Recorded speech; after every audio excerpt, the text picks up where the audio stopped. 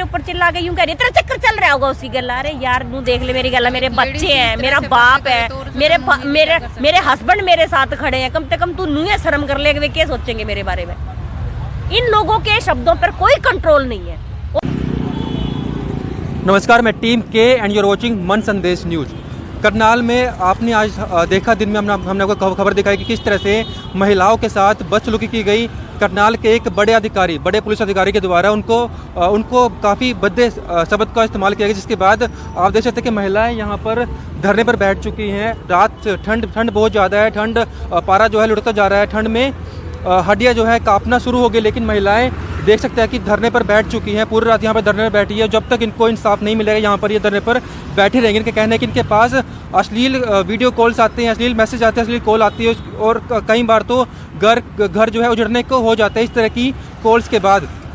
लेकिन जब पुलिस में शिकायत दी जाती है, महिलाएं हिम्मत करके जब पुलिस में शिकायत देते हैं, तो उसके बाद पुलिस के जब बड़े अधिकारी से मिलते हैं, डीएसपी का एक नाम ले रहे जब उनसे मिलते हैं, तो उनके द्वारा महिला के साथ काफ़ी गंदे तरीके से बातचीत की जाती है, बदतमीजी की जाती है, जिसके बाद आप देख सकते हैं कि महिला यहाँ पर धरने पर बैठी है इंसाफ के लिए। आपसे पहले वीडियो को शेयर भी अवश्य करते रहें।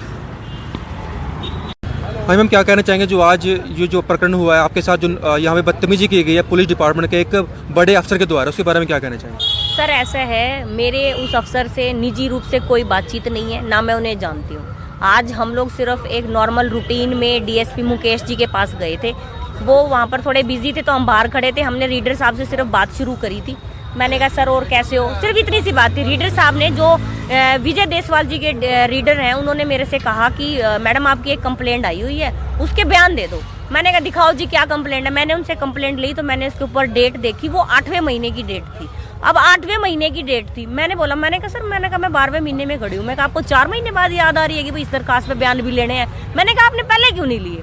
तो उन्होंने ऐसी बहाने मारने शुरू कर दिए। मैं कहा जी मैं इस बात के लिए साहब से मिलूंगी। तो वो बोले जी मिल लो। वो बैठे साहब, मैं वहाँ पे गई तो मुझे उनसे मिलने नहीं दिया। बोला जी उनके वहाँ पर कोई बैठा हुआ है। मैंने कहा कोई बात नहीं, देसवाल जी के वहाँ मेरे से पहले कुछ लोग उनसे मिल रहे थे शायद, तो इसलिए वो मेरे से नहीं, उन्होंने वो मेरे से नहीं मिले। उसके 10 मिनट के बाद मैं, तब तक मुकेश डीएसपी आ गए थे, मैं उनके ऑफिस में चली गई। वहाँ मैंने मेरा काम निपटाया। उसके तुरंत बाद जब मैं डीएसपी देसवाल जी से मिलने के लिए उनके कमरे के अंदर गई तो बोले हाँ जी मैडम बताओ कैसे आना हुआ। मैंने कहा सर, 8वें महीने की कंप्लेंट थी और मैंने कहा हम आज 12वें महीने में आए हैं, तो रीडर साहब कह रहे हैं कि भाई आप बयान लिखवा दो। मैंने कहा अभी तक इन्होंने क्यों नहीं कार्रवाई करी? ऐसे हाथ करके, कागज थे उनके हाथ में, ऐसे कागज ऊपर करके बोला मैडम कोई बात नहीं, इसी बात तो हो जाया करे, मैसेज मुसीज से आए जाया करे। सर देखो, हम तो किसी के एक गलत शब्द नहीं बर्दाश्त करेंगे, मैसेज तो बहुत दूर की बात। तो मैडम, जैसे हमने दिन में देखा आप काफ़ी परेशान थे, आपकी आंखों से आंसू भी बह रहे थे, तो कैसे क्या उन्होंने बोला कि महिलाओं का अपमान आप मानेंगे इसको? सर देखो, बहुत अगर समझने वाला होगा ना तो बहुत बड़ा अपमान है। और अगर किसी को सबके, मैं ये कह रही हूँ सर, सबके घर में है, आपके घर में भी है। आज 99% मैं कह रही हूँ महिलाओं के पास इस तरीके के कॉल और वीडियो मैसेज कॉल आते हैं, वो सब लोग डिलीट करके, नंबर ब्लॉक करके अपना काम चला रही है। अगर किसी बोला कि नंबर ब्लॉक कर दो आप, मेरे को तो बहुत बार बोला नंबर ब्लॉक कर दो, आप अपना नंबर चेंज कर लो, आप अननोन नंबर मत उठाया करो। आप बताओ, हम लोग, ये बात किसने बोली आपको? पहले डीएसपी राजीव थे, उसके बाद डीएसपी ये जो देसवाल जी है ये भी थे। महिला थाने की एसएचओ ने भी कई बार बोला। महिला थाने की एसएचओ थी, वो जो पहले कविता थी, उसने तो इतने गंदे शब्दों का इस्तेमाल किया था उनका, तो मैं क्या बताऊँ आपको। एक महिला होके, हाँ महिला होके हमने एक एफआईआर दर्ज कराई। हमने एफआईआर दर्ज कराने के बाद उस एफआईआर के ऊपर ना हमें कोई कॉल नहीं आया। उस टाइम कोरोना का टाइम चला हुआ था, तो मैं मास्क लगा के मैडम के ऑफिस में गई। मैंने कहा, बाहर से ही बोले हाँ बताओ क्या बात है। तो उस टाइम हम लोग सिविल कपड़ों में थे, तो उन्होंने हमारे से पूछा कि क्या बात है, चिल्ला के पड़ी एकदम से। मैं कहा मैडम हमारी ना एक अश्लील वीडियो कॉल मैसेज को लेके कंप्लेंट हमने करी थी। अंदर सीट पे से बैठी बैठी गेट पे मेरे ऊपर चिल्ला के यूं कह रही है तेरा चक्कर चल रहा होगा उसी गला। अरे यार नू देख ले मेरी गला, मेरे बच्चे हैं, मेरा बाप है, मेरे हस्बैंड मेरे साथ खड़े हैं, कम से कम तू नू शर्म कर ले, वे क्या सोचेंगे मेरे बारे में। इन लोगों के शब्दों पर कोई कंट्रोल नहीं है। और ये मैं एक पढ़ी लिखी, और जबकि इनको ये पता है कि she is very much aware, उसके बावजूद ये लोग इस तरीके की भाषा का इस्तेमाल करते हैं। मुझे आज बिल्कुल भी डीएसपी देसवाल जी के ऊपर ये विश्वास नहीं हो रहा कि वो इस तरीके के शब्दों का इस्तेमाल करते हैं। आप तो एडवोकेट है, आपके साथ बिहेव ऐसा किया, अगर आम जनता चले जाए, कोई आम महिला चले जाए, तो उनके साथ क्या होता होगा? आम जनता की कवरेज आप हर दिन करते हैं। बताओ, किसी एक भी ने ये कहा हो कि पुलिस अच्छा काम कर रही है? कोई एक भी कह दे? तो मैम जो धरना यहाँ पे आपने शुरू किया है, यहाँ पे आप एनी- ठंड में, इतने ठंड में आप यहाँ बैठे हैं, कोई दिक्कत नहीं है सर, बिल्कुल कोई दिक्कत नहीं है। ठंड की मान सम्मान से ऊपर ठंड नहीं है। हम पहले भी लड़े थे, उस समय शायद पुलिस प्रशासन ने, हम 7 दिन की भूख हड़ताल पर पहले यहाँ पर बैठे थे इसी जगह पे, पुलिस प्रशासन ने एक मुकदमे में एक मामूली से आदमी को ट्रेस कर लिया।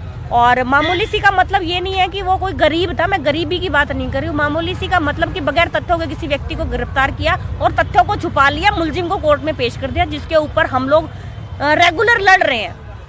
बार बार ततीमा चलान आए जा रहा है। एक मुकदमे में अब 3री बार ततीमा चलान आएगा। मतलब हम लड़ेंगे, इनको गालियां देंगे, इनको अपशब्द बोलेंगे, तब इनको शायद समझ में आएगी, अदरवाइज समझ में नहीं आएगी। माध्यम से आज मैं हूँ, तमाम आपकी चैनल के माध्यम से तमाम करनाल के कम से कम लोगों से मैं ये कहना चाहती हूँ कि शायद आप लोगों को मैं मीडिया में नजर आ रही होंगी कि मैं ये कह रही हूँ कि मेरे साथ ही हो है, लेकिन ये हर बेटी के साथ हो रहा है। आपकी बेटी आपको बता नहीं रही, वो बहुत बड़ी। आप मीडिया में ही नजर नहीं आ रही। आप देख सकते ठंडी रातों को, ये देखिए कितनी ठंड है यहाँ पर, पारा जो है लुढ़कता जा रहा है, उसके बावजूद आप देखिए ठंड में महिलाएं यहाँ पर सचिवालय के सामने धरने पर बैठी है और अपना सिर्फ मान सम्मान के लिए यहाँ पर बैठे कि इनके साथ जो बदसलूकी की गई है, ये तो एडवोकेट है, लेकिन जो आम महिला है उनके साथ ही बदसलूकी यहाँ पर की जाती है। हमारे साथ कुछ और यहाँ पर महिलाएं मौजूद है, उनसे भी बातचीत कर लेते हैं। मैम क्या कहना चाहेंगे, आज जो मामला हुआ यहाँ पर जो बदसलूकी की गई मैम के साथ? नमस्कार जी सर, मैं 2 बातें कहना चाहूँगी। एक तो ये जो फ़ोन नंबर कह रहे हैं भी चेंज कर लो, कई दफ़ा शिकायतें पहले भी हुई हैं, कहते भी फ़ोन नंबर चेंज कर लो। फ़ोन कैसे चेंज हो सकता है? आईडी प्रूफ पे, आधार कार्ड पे, बैंकों में, आपको पता है हर जगह पर फ़ोन होता है। अगर फ़ोन बदलते रहेंगे तो और दूसरे काम का नाश होता है। और रही बात जी सोनिया जी के साथ, सोनिया जी तो वकील हैं, जो आम हम हैं, मेरी पोतियाँ हैं, मेरी और बहनें हैं, उनके साथ ऐसे बदतमीजी से बोलते हैं तो क्या कर सकते हैं? तो ये शोभा नहीं देती। जो हमारे देश में बेटी बचाओ बेटी पढ़ाओ का नारा है वो खोखला है, और हमारे लोगों को तो वैसे ही हल्का समझते हैं, इनको कुछ ही कह दो, कोई अपशब्द बोल दो, शायद इनकी ये सोच होगी, लेकिन हम चुप नहीं रहेंगे। तो कब तक ये धरना जारी ये धरना तो जब तक जो समस्या है, जो कॉल्स आती हैं उनको पकड़ा नहीं जाता, तब तक ये धरना ऐसे ही रहेगा। सभी लोगों को जोड़ा जाएगा? बिल्कुल जी, अब आना शुरू हो गए। हमारे भाई तो कुरुक्षेत्र से भी आ गए हैं, यमुनानगर से चल पड़े हैं, जो बाहर से भी लोग हमारे साथ जुड़े हुए हैं। हमारा भाईचारा है वो सुबह 9 बजे तक। प्रशासन के कोई अधिकारी यहाँ पर आए थे कि आप धरना समाप्त कर प्रशासन का तो सिर्फ इतना सा कहना है कि आप उठ जाओ। कल सीएम साहब का विजिट है करनाल सिटी में, उनका ये कहना है आप उठ जाओ, आप 2 दिन के बाद बैठ जाना। तो सीएम साहब ने आना है इसलिए उठ जाओ फिर बैठ जाना? हाँ, फिर बैठ जाना, उनका ये कहना। कार्रवाई के लिए आश्वासन भी नहीं भाई साहब आपको बता रही हूँ कि मैं फिर बता रही हूँ कि ये जब तक नहीं इस केस में, सिर्फ इस केस का हल होना ही समस्या का निजात नहीं है। पुलिस प्रशासन, कानून बहुत सख्त है, सरकार भी बहुत सख्त है। सरकार बेटियों को बचाने के लिए हर संभव प्रयास कर रही है, शिक्षा के लिए भी बहुत कुछ कर रही है, लेकिन ये जो भ्रष्ट अधिकारी बैठे हैं, इनका क्या इलाज है? सिर्फ बातों में, इनका क्या इलाज है? में नहीं है। कानून सख्त है, हमें भी पता है, इन्हें भी पता है, पर ये फिर काम क्यों नहीं कर रहे? इसका मतलब डर नहीं है, तो डर दिखाने के लिए बैठे हैं जी। इनको डर दिखाएंगे, कानून में और संविधान में कितना दम है, इनको वही दिखाना है। मतलब मोदी जी इतना अच्छा टेक्नोलॉजी लेके आ रहे हैं और उसके बावजूद भी ये सब लोग ऐसा कर रहे हैं, बहुत सोचने का विषय है। मैं सरकार की बिल्कुल बुराई नहीं कर रही हूँ इस टाइम, और ना मैं कर रही हूँ क्योंकि ये लोग नहीं कर रहे हैं कार्रवाई। सरकार के पास तो हम जब जाए ना, जब ये लोग कर दे और सरकार कुछ ना करने दे। तो मैम इससे ऊपर आपने कहीं पे अपील की है, कोई अपनी कंप्लेंट दी है?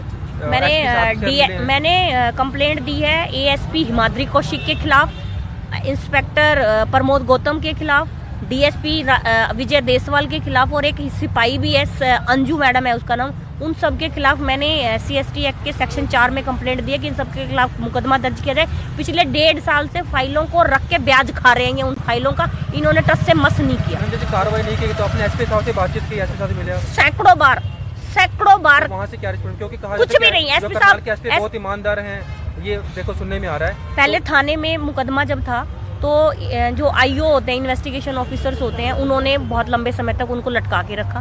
फिर मेरी रिक्वेस्ट पे मैंने बोला, मैंने कहा सर रोज रोज मैं अलग अलग आईओ के पास जाती हूँ, आप ना सारे मुकदमे एक आदमी को दे दो। तो इन्होंने प्रमोद गौतम को अपॉइंट कर दिया। 6 महीने तक उसने कुछ नहीं किया, फाइल अपने पास रख के रहा। फिर मैंने बोला, मैंने कहा सर ये कुछ नहीं कर रहा, बाई चांस उसकी यहाँ से ट्रांसफर हो गई और उसको रोहतक वगैरह कहीं भेज दिया। उसके बाद इन्होंने केस दे दिया एएसपी हिमाद्री कौशिक को। हिमाद्री कौशिक 6 महीने से फाइलें रख के बैठी, उसने कुछ नहीं किया। रही सही का सर आज डीएसपी इन्होंने निकाल दी, विजय देसवाल ने। इन्होंने स्पष्ट कह दिया कि मैडम कोई बात ना, तो होता है रहे आग्रह। तो सर इनके घरों में होता होगा ऐसे, हमारे घरों में तो कार्रवाई नहीं करेंगे, होता रहेगा। हाँ होता रहेगा, इनका यही कहना है। आज यही आज इनके शब्द यही बता रहे हैं कि ऐसा ही होता रहेगा और आप लोग ऐसे ही चलते रहो। मैं ये कह रही हूँ सर, अगर इनके घर में, परिवार में अगर इस तरीके का कोई कॉल आ जाए, क्या ये लोग ट्रेसिंग नहीं करेंगे? बिल्कुल ट्रेस किया जाए। लेकिन हम फिर मेरे में क्या कमी है भाई? आप ये कहो, मैं इनको कह रही हूँ कि आप मेरे ऊपर आरोप लगा दो। अगर भाई मैडम आपने नंबर दिया था, इन तक जाइए, आपने फोन कर रहे हैं, मेरे खिलाफ कुछ ले आओ यार। अगर मेरी गलती है मुझे अंदर कर दो, मैं तो कह रही हूँ। मेरे को भाई साहब जवाब देना पड़ता है।